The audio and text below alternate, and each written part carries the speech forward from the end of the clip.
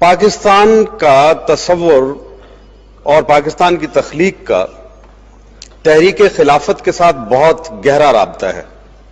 یہ اتفاق کی بات ہے کہ میرے والد محترم پنجاب خلافت موومنٹ کے عہدیداروں میں سے ایک تھے. اس سے پہلے میرے دادا پردادا جو تھے وہ سید احمد بریلوی کے لشکر میں موجود تھے جو ان کی جمعیت المجاہدین تھی. یہ وہ تگ و دو ہے، ایک تسلسل ہے جو چلا آ رہا ہے، ہم اسے دیکھ رہے ہیں. اور جیسا کہ ڈاکٹر صاحب نے فرمایا کہ انہوں نے احادیث کی صورت میں ہمیں بیان کیا کہ یہ تو ایک بشارت ہے، ایک نوید ہے جو انشاءاللہ ضرور پوری ہوگی، اور اس میں دلیل کا عنصر جو ہے وہ بہت کم ہوا کرتا ہے.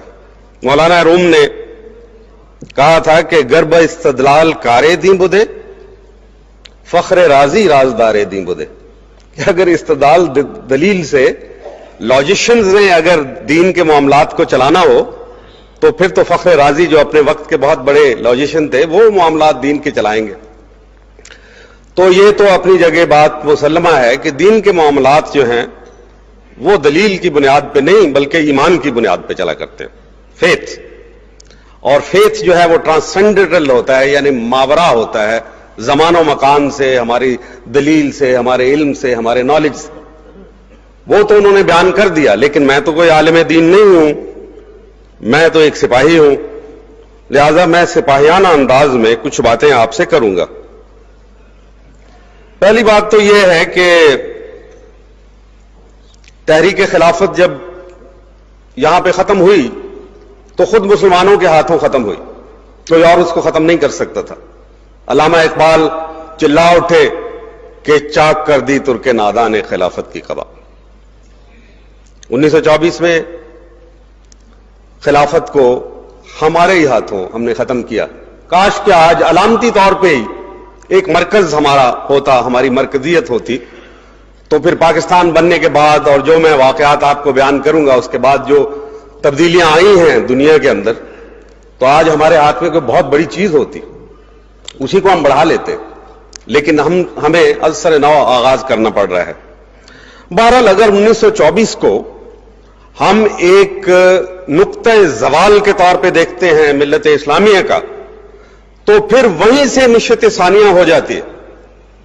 میں نے ایک جو صدی گزری ابھی حال ہی میں، اس کے جو 76 سال 1924 کے بعد کے ہیں، ان کے اندر کیا کیا واقعات رونما ہوئے اس کی طرف آپ کی توجہ دلانا چاہتا ہوں.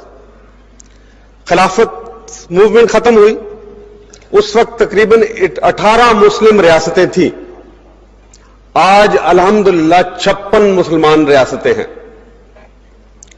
اس وقت مسلمان جو تھے ان کی غلامی انتہا کو پہنچ چکی تھی. آج ہم آزادی کی طرف قدم بڑھا رہے ہیں. اس وقت جہاد نام کی کوئی چیز نہیں تھی. آج الحمدللہ جہاد 8 صدیوں کی خوابیدگی کے بعد دوبارہ بیدار ہو گیا ہے.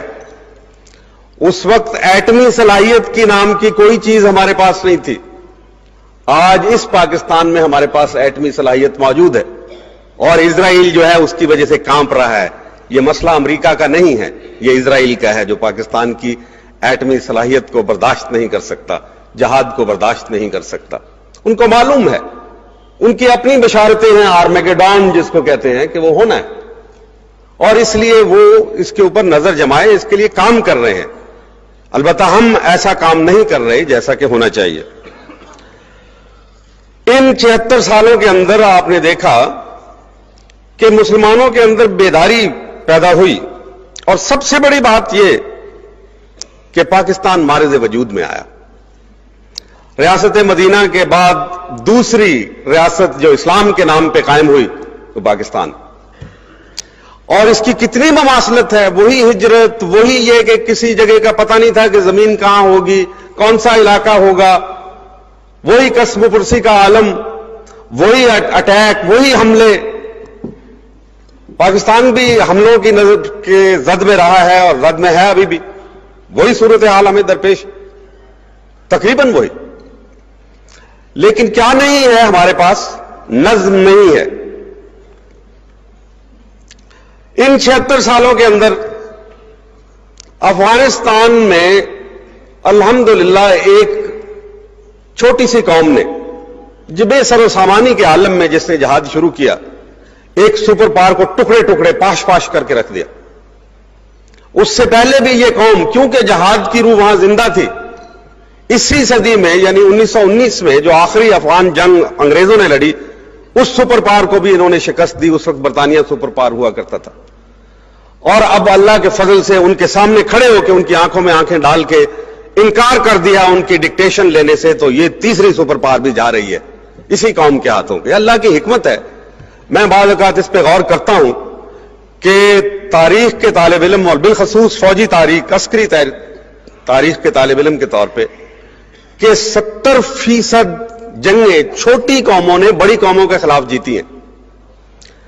یہ اللہ اپنی عظمت دکھانا چاہتے ہیں کہ میں ہمیشہ نمرود کو مچھر سے مروا دیتا ہوں.